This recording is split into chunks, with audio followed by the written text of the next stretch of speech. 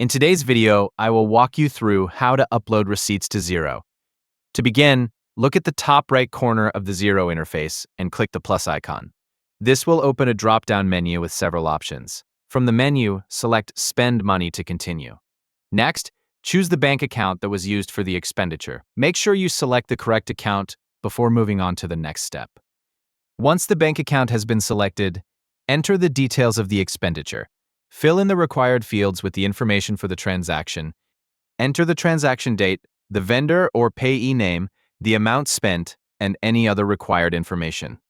After you've entered the expenditure details, look to the top right of the page and click the File button. When the file selection window appears, browse to the location where your receipt is saved, select the receipt file, and upload it to Xero.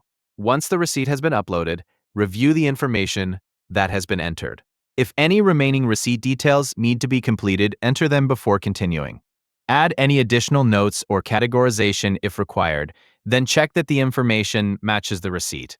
Take a moment to review everything on the page to make sure the transaction details and the uploaded receipt are correct. When you're satisfied with the information, complete the process by clicking Save or Approve, depending on the options available to you. After selecting Save or Approve, the receipt and transaction details will be recorded in Xero. The process is straightforward.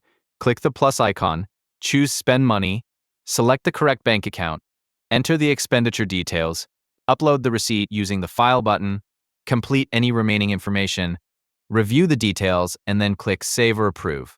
If you need to upload another receipt later, simply repeat the same process.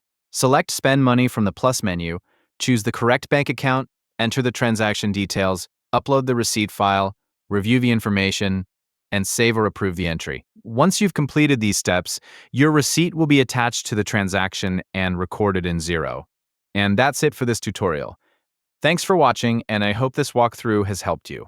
Please like and subscribe.